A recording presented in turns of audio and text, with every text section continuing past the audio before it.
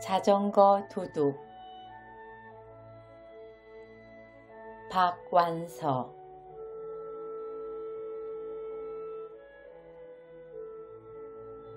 수나미는 청계천 세운상가 뒷길의 전기용품 도매상의 꼬마 점원이다.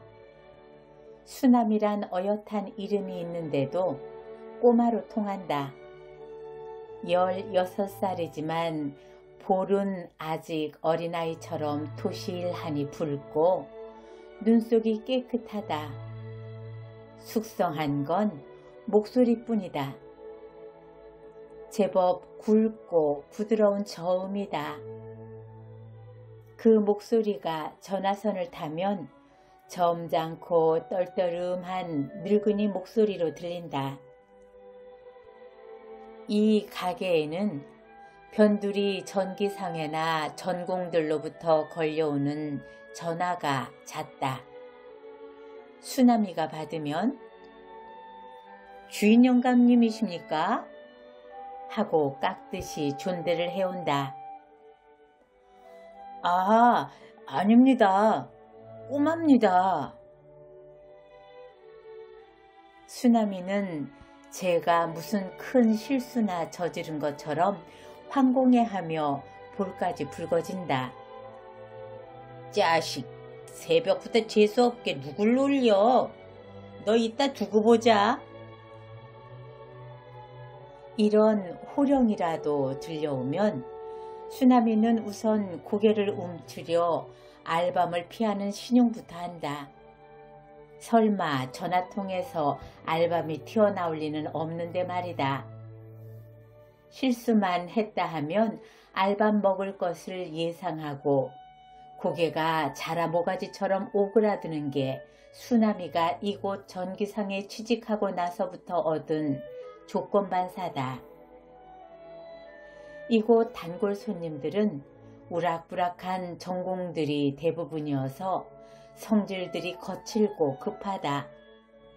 자기가 요구하는 것을 수나미가 빨리 알아듣고 척척 챙기지 못하고 조금만 어릿어릿하면 "자식" 하며 사정없이 밤송이 같은 머리에 알밤을 먹인다. 수나미는 그 숱한 전기용품 이름을 척척 알아들을 수 있을 만큼 일에 익숙해질 때까지 숱한 알밤을 먹었다. 그런데 일에 익숙해진 후에도 수나미는 심심찮게 까닭도 없이 알밤을 얻어먹는다. 이 거친 사내들은 그런 짓궂은 방법으로 수나미를 귀여워하는 것이다. 예쁜 아이를 보면 물어뜯어 울려놓고 마는 사람이 있듯이 이 사내들은 그런 방법으로 수나미에게 애정 표시를 했다. "자식, 잘 잤냐? 자식, 요즘 제법 컸단 말이야. 장가들여야겠어. 자식 좋아서." 그러곤 알밤이다. 주먹과 팔짓만 허풍스럽게 컸지 아주 부드러운 알밤이다. 그러니까 수나미는 그만큼 인기 있는 점원인 셈이다. 수나미는 단골 손님들에게만 인기가 있는 게 아니라 주인 영감님에게도 여간 잘 뵌 게 아니다. 누구든지 수나미에게 알밤을 먹이는 걸 들키기만 하면 단박 불호령이 내린다. "왜 하필 남의 머리를 쥐어박아? 채 굳지도 않은 머리를. 그게 어떤 머린 줄이나 알고들 그래? 응? 공부 많이 해서 대학도 가고 박사도 될 머리란 말이야. 임자들 같은 돌대가리가 아니란 말이야." 그러면 아무리 막대 먹은 손님이라도 선생님 꾸지람에 떠는 국민학생처럼 풀이 죽어서 수나미에게 진심으로 미안해했다. 그러고는 "꼬마야, 그럼 너 요새 어디 야학이라도 다니니?" 하며 은근히 부러워하는 눈치까지 보였다. 그러면 영감님은 딱하다는 듯이 혀를 차며 아니 야학은 아무 때나 들어가나? 똥통 학교라면 또 몰라. 수남이는 내년 봄에 시험 봐서 들어가야 해. 야학이라도 인류로. 그래서 인석이 그저 틈만 있으면 책이라고. 수남이는 가슴이 크게 출렁인다.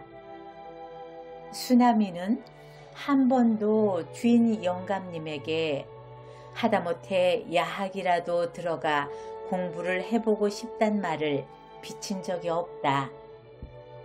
맨손으로 어린 나이에 서울에 와서 거지도 안 되고 깡패도 안 되고 이런 의젓한 가게의 점원이 된 것만도 수남이로서는 눈부신 성공인데 벼락 맞을 노릇이지 어떻게 감히 공부까지를 바라겠는가.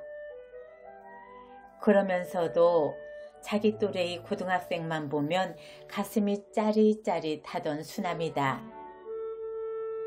처음 전기용품 취급이 서툴러 시험을 하다 툭하면 손끝에 감전이 되어 짜릿하며 화들짝 놀랐던 것처럼 고등학교 교복은 수남이의 심장에 짜릿한 감전을 일으키며 가슴을 온통 마구 휘젓는 이상한 힘이 있었다. 그런 수남이의 비밀을 주인 영감님은 알고 있었던 것이다. 수남이는 부끄럽고도 기뻤다. 그래서 수남이는 내년 봄에 시험 봐서 들어가야 해. 야학이라도 인류로 할 때의 주인 영감님이 그렇게 좋을 수가 없다. 그 소리를 듣기 위해서라면 그까짓 알밤쯤 하루 골백 번을 맞으면 대수리야 싶다.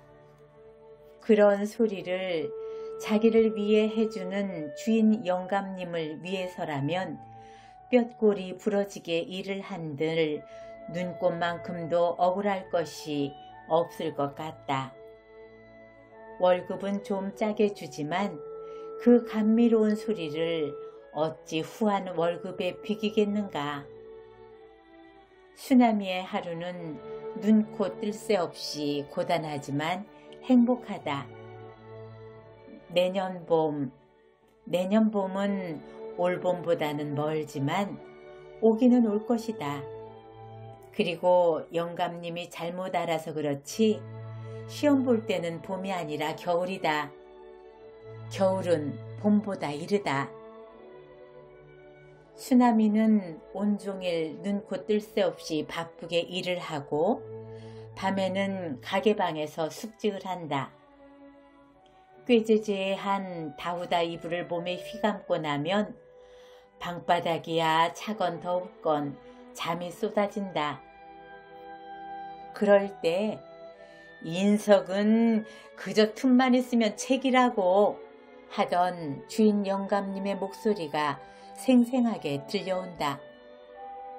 수남이는 낮 동안 책은커녕 신문 한 귀퉁이 읽은 적이 없다. 도대체가 그럴 틈이 없다.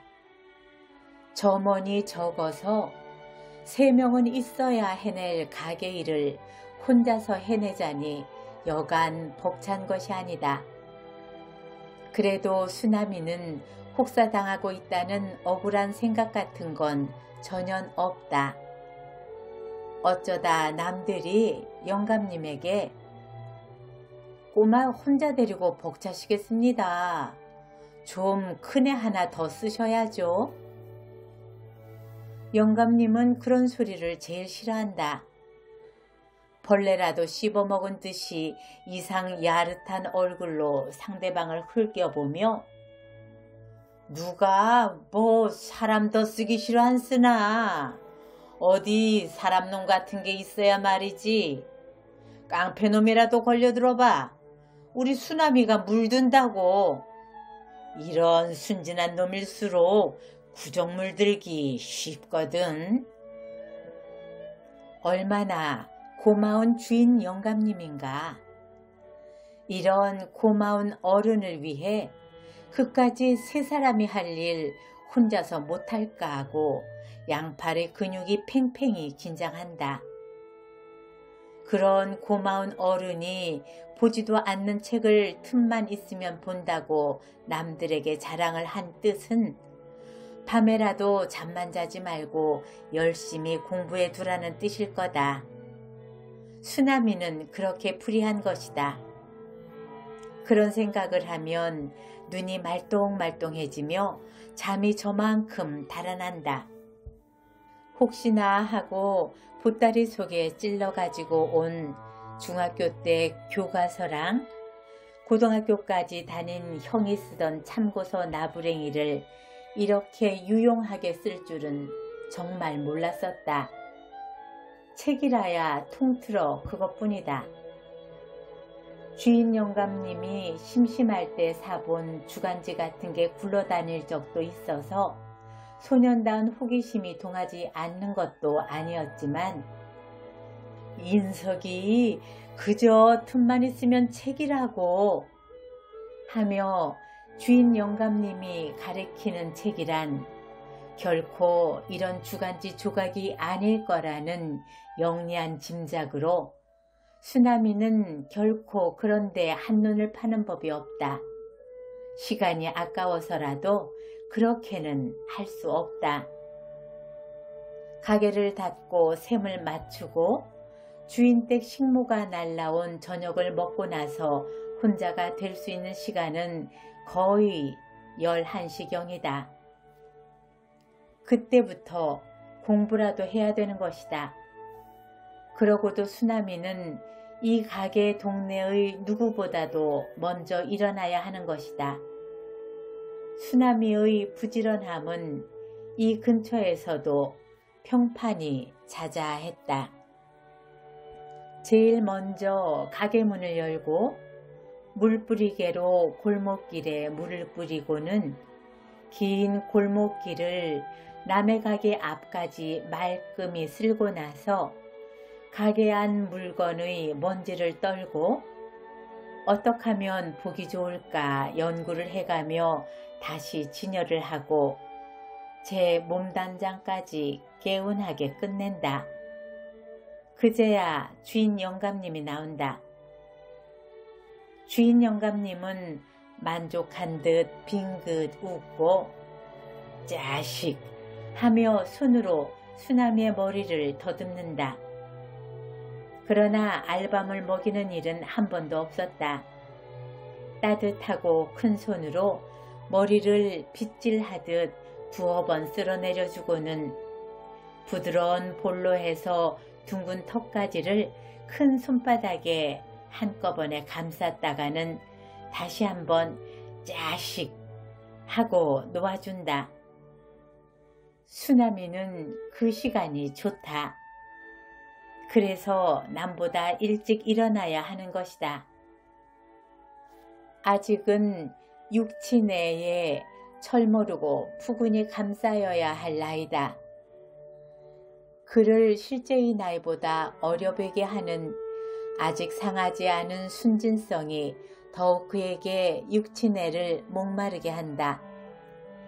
주인 영감님의 든든하고 거친 손에서 볼과 턱을 타고 전해오는 따뜻함, 훈훈함은 거의 육친애적이었고 그래서 수나미는 그 시간이 기다려질 만큼 좋았고 꿀같이 단 새벽잠을 떨쳐낸 보람을 느끼고도 남을 충족된 시간이기도 했다.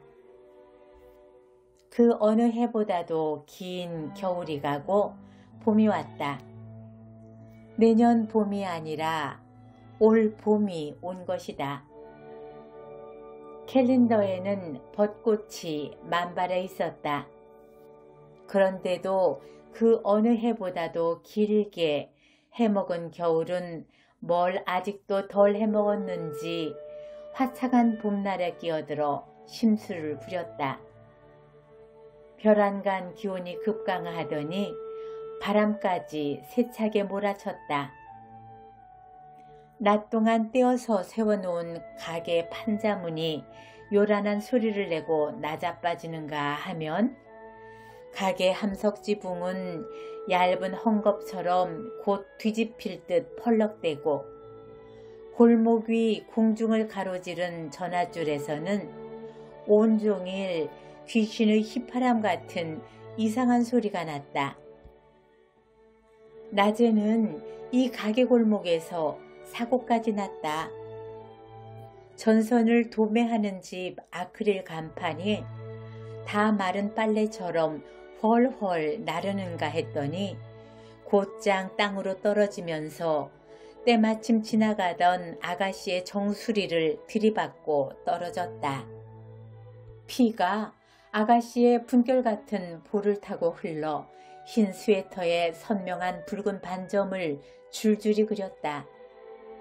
피를 보자 다 큰 아가씨가 어린애처럼 앙앙 울어댔다.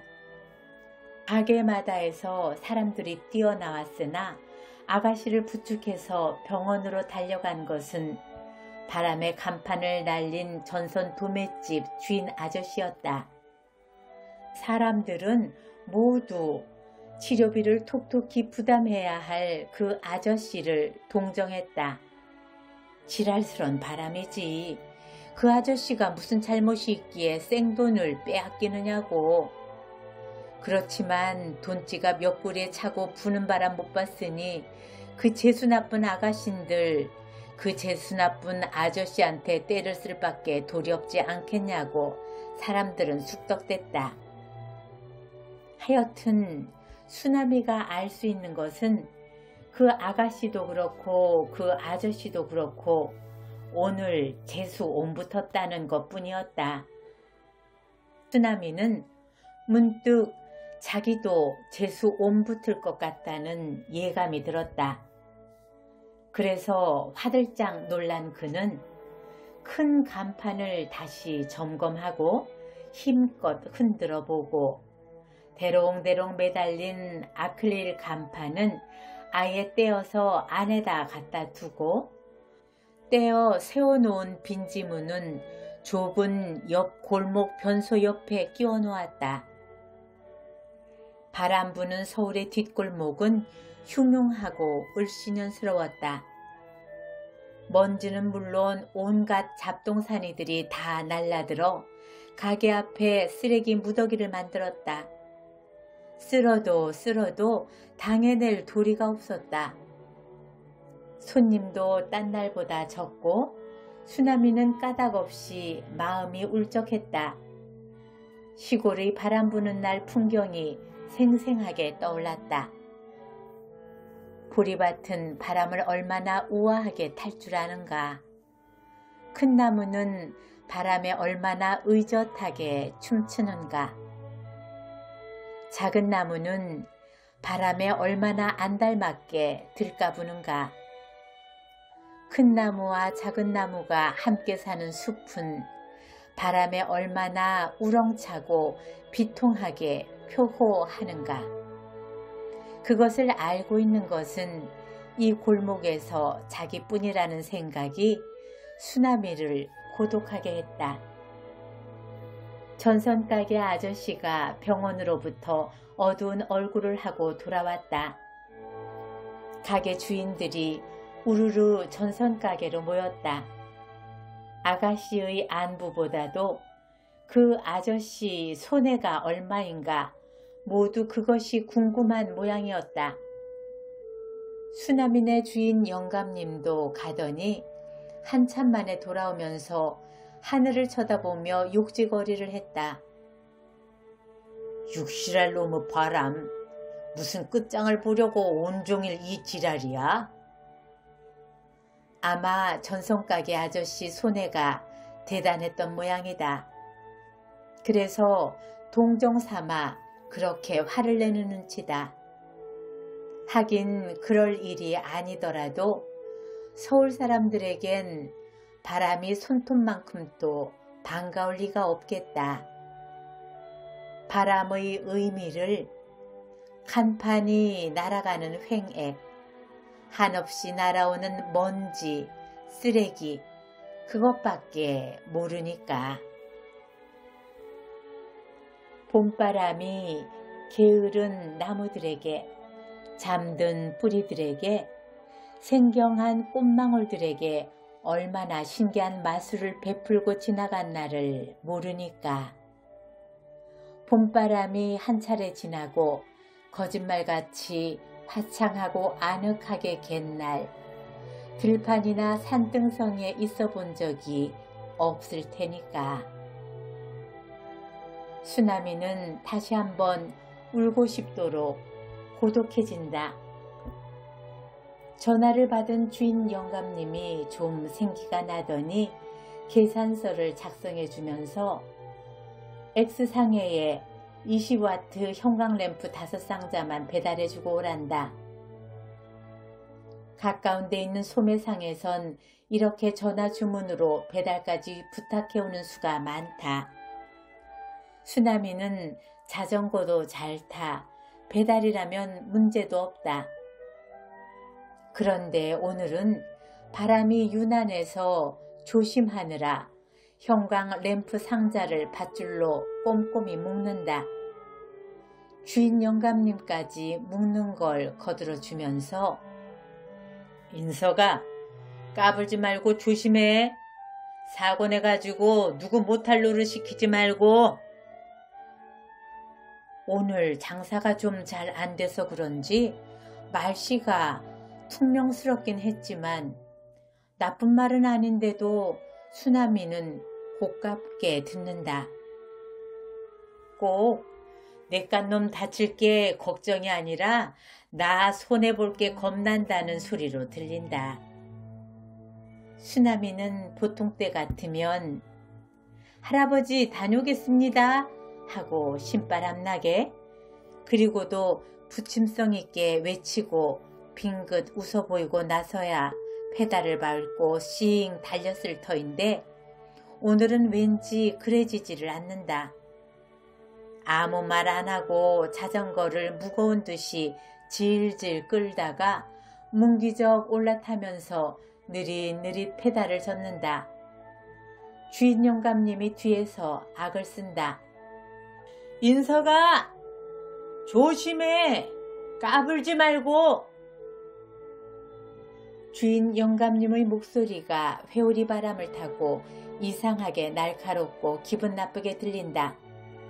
수나미는 채 하고 혀를 차고는 도망치듯 씩 자전거에 속력을 낸다. 형광램프를 X상해에 뿌리고 나서 수금하는데 또 한동안이 걸린다. 장사꾼의 생리란 묘한 데가 있다. 수나미는 아직도 그 생리만은 이해가 안 될 뿐더러 문득문득 혐오감까지 느끼고 있다.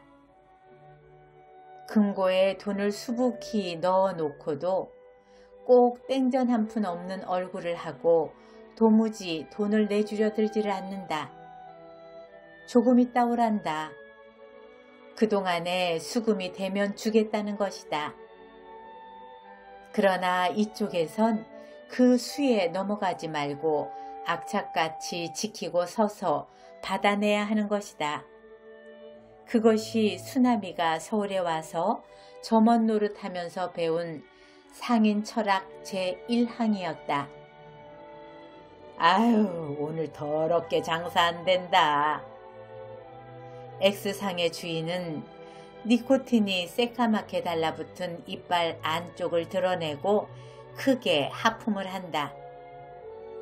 돈을 빨리 안 주는 변명 같기도 하고, 인서가 하루 종일 기다려봐라. 누가 돈을 호락호락 내줄 줄 아니? 하는 공갈 같기도 하다. 그러나 수나미는 들은 척도 안 하고 장승처럼 버티고 서 있다. 저런 수에 넘어가 호락호락 물러가면 주인 영감님에게 야단 맞는 것도 맞는 거려니와 앞으로 10번도 넘게 헛걸음을 해야 수금을 끝마칠 수 있기 때문이다.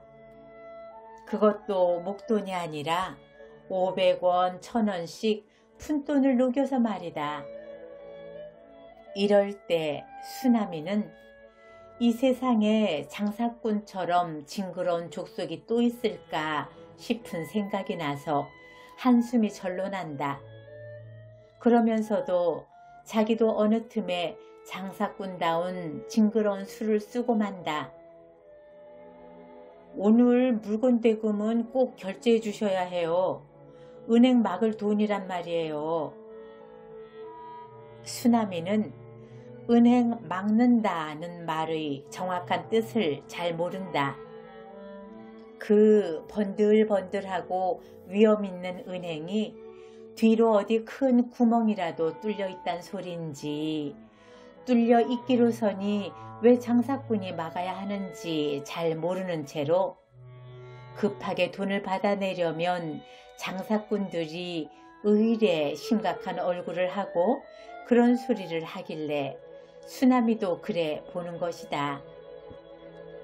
자식, 알았어. 기다려봐. 돈 들어오는 대로 줄게. 주인이 퉁명스럽게 대답하곤 수나미의 머리에 힘껏 알밤을 먹인다. 수나미는 잽싸게 고개를 움츠려뜨렸는데도 눈에 눈물이 핑 돌 만큼 독한 알밤이다. 장사 더럽게 안 된다는 주인 말과는 달리 손님이 쉴 새 없이 들락거린다. 정말로 가게는 조그맣지만 길목이 아주 좋다. 수나미는 좁은 가게에서 이리 밀리고 저리 밀리면서 잘 버틴다.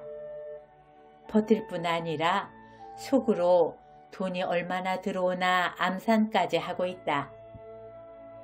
소매상이라 큰 돈은 안 들어와도 그동안 들어온 돈이 어림잡아 10,000원은 됨직하다. 수나미는 비실비실 안 나오는 웃음을 웃으며 어떻게 결제 좀 해줍시오 하고 또 한 번 빌붙는다. 주인은 자식 하며 또 한 번 알밤을 먹이곤 500원짜리 100원짜리 합해서 10,000원을 3번이나 세보더니 아까운 듯이 내준다. 자식, 끈덕지기가 꼭 떼놈 같다니까. 됐어. 칭찬인지 욕인지 모를 소리를 하고 씩 웃는다. 수나미는 주인이 3번씩이나 세어준 돈을 또 2번이나 센다. 그러고 나서야 고맙습니다. 안녕히 계십시오 하고는 저만큼 자전거를 세워놓은 쪽으로 휑하니 다름질친다. 바람은 여전하다. 저만큼서 흙먼지가 땅을 한꺼풀 벗겨 호디불처럼 둘둘 말아오는 것 같이 엄청난 기세로 몰려온다. 골목 안의 모든 것이 땡그렁 와장창 우르릉 하고 제각기의 음색으로 소리 높이 비명을 지른다. 드디어 흙먼지의 혼니불이 수나미를 집어삼킬 듯이 수나미의 조그만 몸뚱이를 덮친다. 수나미는 눈을 꼭 감고 숨을 죽인다. 바람이 지난 후 수나미는 눈을 뜨고 침을 탁 뱉는다. 입속에 모래가 들어와 깔깔하고 목구멍이 알싸하니 아프다. 다시 자전거 쪽으로 걷는다. 좀 전만 해도 서있던 자전거가 누워있다. 그래도 날아가진 않았으니 다행이다. 자전거뿐만 아니라 골목의 모든 것이 다 제자리에 그대로 있다. 수나미는 그것이 신기하다. 누워있는 자전거를 일으켜 세우고 날렵하게 올라타 막 페달을 밟으려는데 어디선가 고함소리가 병력같이 들린다. 이놈아! 어딜 도망가는 거야? 개 섞어라! 꼼짝 말고! 수나미는 처음에는 자기에게 지르는 고함은 아니겠지 싶어 그대로 페달을 밟는다. 아니 이놈이 어디로 도망을 가려고 그래? 뒷덜미를 사납게 붙들린다. 점잖고 깨끗한 신사다. 이런 신사가 자기에게 어떤 볼일이 있다는 것인지 수나미는 도시 짐작도 할 수 없다. 게다가 신사는 몹시 화가 나 있다. 신사를 화나게 할 일을 자기가 저질렀다고는 더구나 생각할 수 없다. 임마, 꼼짝 말고 있어! 신사의 말이 아니더라도 꼼짝할래야 할 수 있을 처지가 아니다. 꼼짝은커녕 숨도 제대로 쉴 수 없을 만큼 수나미의 뒷덜미는 신사의 손에 잔뜩 움켜쥐어져 있다. 임마, 내 놈의 자전거가 쓰러지면서 내 차를 들이받았단 말이야. 이런 고급 차를 말이야. 이런 미련한 놈, 왜 눈을 째리긴. 그러니까 내 차에 흠이 안 나고 배겼겠냐? 내 차는 임마 여자들 손톱만 살짝 닿아도 생채기가 나는 고급차야 임마. 알가? 그러고는 거울처럼 티 하나 없이 번들대는 차체를 면밀히 훑어보더니 그러면 그렇지 하고 환성을 질렀다. 아마 생채기를 잡아낸 모양이다. 일은 컸다 임마. 칠만 살짝 긁혔어도 또 모르겠는데 여봐라. 여기에 이렇게 우그러지기까지 했으니 일은 컸다 컸어. 신사가 덩치값도 못하게 팔짝팔짝 뛰면서 잘 봐 두라는 듯이 수나미의 얼굴을 차에다가 바싹 밀어붙였다. 수나미는 차체에 비친 울상이 된 자기 얼굴을 볼 수 있을 뿐이다. 꼭 오늘 재수 옴 붙은 일이 날 것 같더라만 이런 끔찍한 일이 일어나고 말았구나. 울음이 왈칵 솟구친다. 그러자 제 얼굴도 차체의 흠도 아무것도 안 보이고 온 세상이 뿌옇게 흐려 보일 뿐이다. 울긴 임마. 너 한 달에 얼마 버냐? 신사의 목청이 다분히 누그러지며 목소리에 연민이 담긴 것을 수나미는 재빨리 알아차린다. 그러자 흑흑 소리까지 내어 운다. 울긴 짜식. 할 수 없다. 너나 나나 오늘 재수 옴 붙은 걸로 치고 반반씩 손해보자. 5,000원만 내. 수나미는 너무 놀라 울음까지 끄르륵 삼키고 신사를 쳐다본다. 그 사이 사람들이 큰 구경이나 난 것처럼 모여들어 신사와 수나미를 애워싼다. 누군가가 뒤에서 빌어 이놈아, 그저 잘못했다고 무조건 빌어 하고 속삭인다. 수나미는 여러 사람들이 자기를 동정하고 있다고 느끼자 저기 용기가 난다. 아저씨, 잘못했습니다. 한 번만 용서해 주십시오. 네, 아저씨. 제법 또렷한 목소리로 용서를 빈다. 용서라니? 이만큼 했으면 됐지. 어떻게 더 용서를 해? 아저씨, 그러시지 말고 한 번만 봐주세요. 네, 아저씨. 수나미는 주머니에 들은 10,000원 생각을 하면 얼굴이 화끈대고 공연히 무섭기까지 하다. 그렇지만 주인 영감님을 위해 그 돈만은 죽기를 무릅쓰고 지킬 각오를 단단히 한다. 아니 윤석이 인제 보니 이런 큰일을 저지르고 그냥 내뺄 심산 아니야? 요런 악질 녀석 같으니라고. 신사의 표정에 은은히 감돌던 연민이 싹 가시고 점잖고 무표정해진다. 그러고는 옆에 섰던 운전사인 듯한 남자에게 안 되겠네. 요런 악질 깡패 녀석하고 시비해봤자 공연히 시간만 낭비니 자네 자물쇠 하나 마련해다 주게. 이 녀석 자전거를 잡아놓기로 하세. 언제든지 5,000원 가져와서 찾아가라고. 그러고는 주머니에서 500원짜리를 한 장 꺼내서 운전수에게 주는 것이었다. 쓰나미로서는 전혀 예기치 못했던 사태였다. 주머니의 10,000원에 대해서만 생각했었지 자전거에 대해선 전혀 생각이 미치지 못했었다. 운전사는 금방 커다란 자물쇠를 하나 사가지고 왔다. 신사는 다시 내 놈은 쳐다보기도 싫다는 듯이 쓰나미를 전혀 상대 안 하고 묵묵히 자전거 바퀴에다 자물쇠를 채우고 앞에 빌딩을 가리키면서 나 저기 306호실에 있으니까 돈 5,000원 갖고 와. 그러면 열쇠 내줄 테니. 하고는 쓰나미를 힐끗 흘겨보고 유유히 빌딩 속으로 사라져 갔다. 쓰나미는 울지도 못하고 빌지도 못하고 그냥 막연히 서 있었다. 쓰나미와 신사의 시비를 흥미진진하게 구경하던 사람들도 헤어지지 않고 그냥 서 있었다.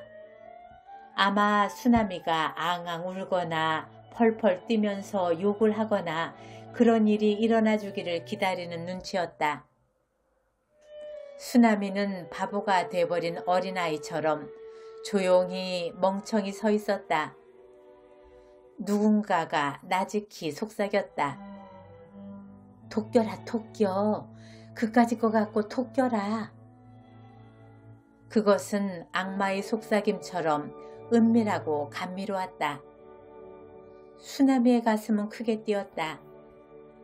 이번에는 좀 더 점잖고 어른스러운 소리가 나섰다. 그래라 그래. 그까짓 거 들고 도망가렴. 뒷일은 우리가 감당할게.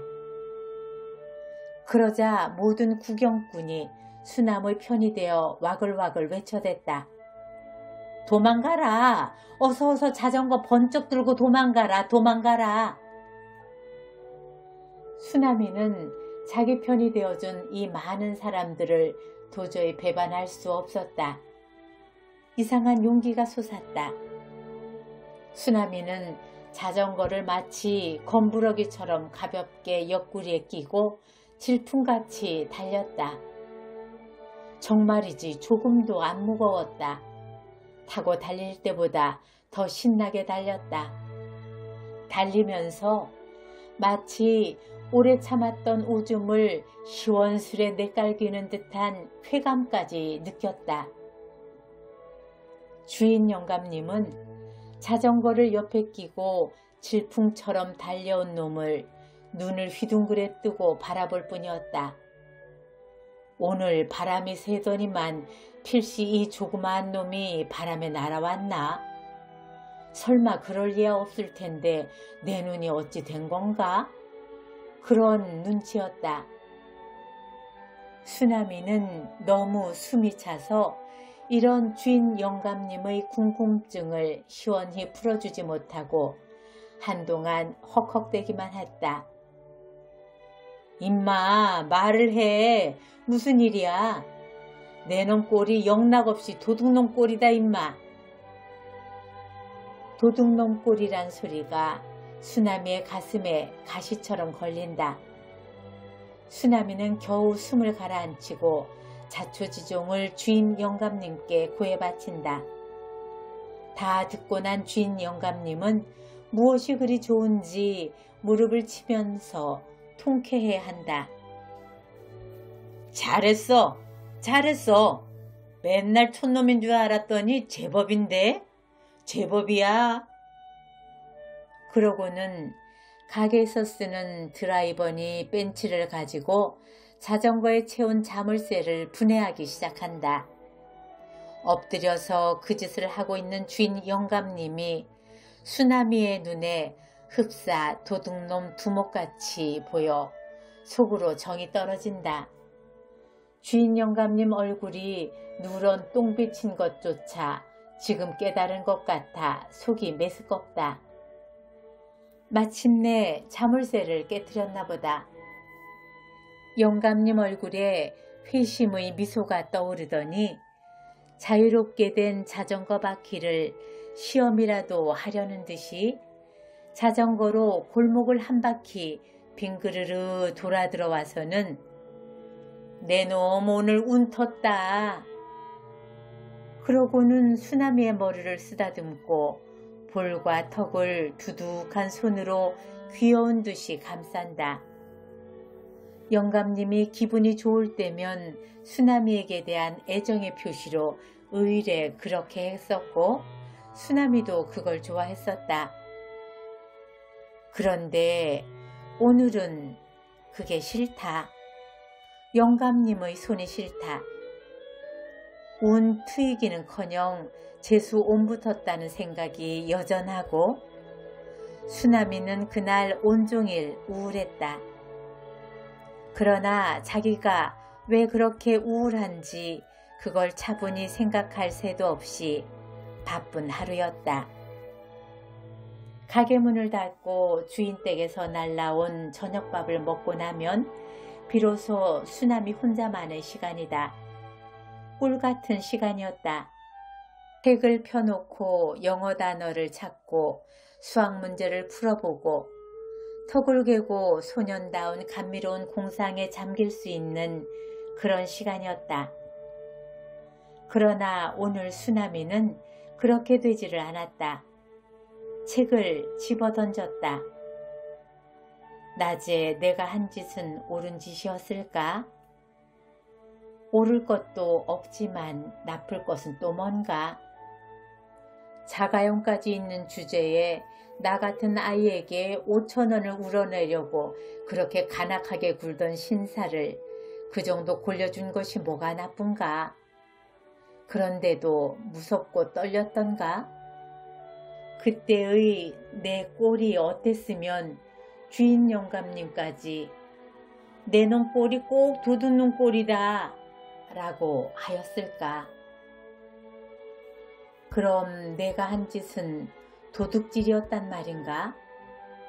그럼 나는 도둑질을 하면서 그렇게 기쁨을 느꼈더란 말인가?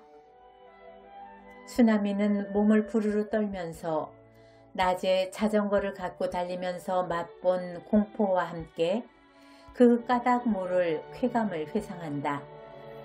마치 참았던 오줌을 내갈길 때처럼 무거운 억압이 갑자기 풀리면서 전신이 날아갈 듯이 가벼워지는 그 상쾌한 해방감. 한 번 맛보면 도저히 잊혀버릴 것 같지 않던 그 짙은 쾌감. 아, 도둑질 하면서도 나는 죄책감보다는 쾌감을 더 짙게 느꼈던 것이다. 혹시 내 피 속에 도둑놈의 피가 흐르고 있기 때문이 아닐까?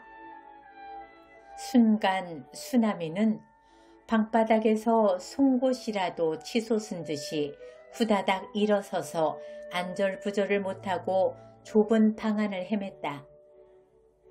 수나미의 눈 앞에는 수갑을 차고 순경들에게 끌려와 도둑질의 흉내를 그대로 내보이던 형의 얼굴이 환히 떠오른다.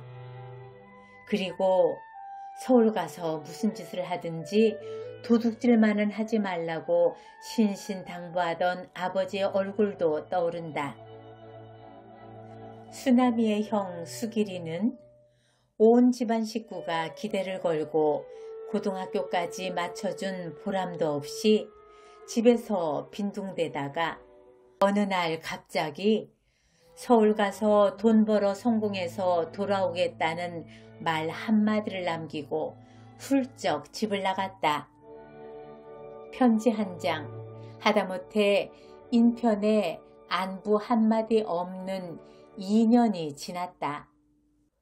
그동안 아버지는 푹 노쇠하고 어머니는 뼈만 남게 야위어서 수남이랑 동생들이랑을 들볶았다. 들볶는 푸념 속에는 무정한 장남에 대한 원망과 함께 그래도 행여나 하는 기대가 곁들여 있는 것을 수나미는 느낄 수 있었다. 수나미도 뭔가 형에 대한 기대를 안 할 수가 없었다. 동생들이 발바닥이 다 닳아 없어진 웃거덩이만 남은 운동화를 신고 다니는 걸 봐도 조금만 참아. 큰 형이 돈 많이 벌어가지고 오면 운동화랑 잠바랑 다 사줄게 하는 말을 할 지경이었다. 형이 돈을 많이 벌어오면 이런 기대에 온 집안 식구가 하루하루를 매달려 살았다. 어느 날 밤 형은 돌아왔다. 옷과 운동화와 과자와 고기를 한 짐이나 되게 사가지고 형이 정말 돈을 벌어서 별의별 것을 다 사가지고 온 것이었다. 아버지는 밤중이지만 동네 사람을 모아 큰 잔치를 벌이지 못해 안달을 했다. 형이 험악한 얼굴을 하고 안 된다고 했다. 잔치는커녕 동생들이 좋아서 떠드는 것도 못하게 윽박질렀다. 수나미는 지금도 그날 밤 일이 생생하다. 그날 밤의 형의 누런 똥빛 얼굴은 정말로 못 잊겠다. 꼭 악몽 같다. 다음날 형은 읍내에서 온 순경한테 수갑이 채워져 붙들려 갔다. 형은 악을 써서 변명을 하며 갔다. 2년 만에 빈손으로 집에 들어갈 수는 없었단 말이야. 도저히 그럴 수는 없었단 말이야. 그래서 읍내 양품점을 털어 돈과 물건을 훔친 것이다. 다음에 수나미가 형을 본 것은 읍내로 현장 검증인가를 나왔을 때다. 도둑질을 한 것을 다시 한번 되풀이해 보여주는 것인데 딴 구경꾼들 틈에 섞여 수나미는 몸서리를 치면서 그것을 봤다. 그 도둑놈과 형제간이란 게 두고두고 생각해도 몸서리가 쳤다. 아버지는 화병으로 몸져 눕고 집안 형편은 말이 아니었다. 수나미는 드디어 어느 날 형이 그랬던 것처럼 서울 가서 돈 벌어 오겠다고 집을 나섰다. 아버지는 말리지 않았다. 문지방을 짚고 일어나 앉아서 띄엄띄엄 수나미를 타일렀다. 무슨 짓을 하든지 그저 도둑질만은 하지 말아라.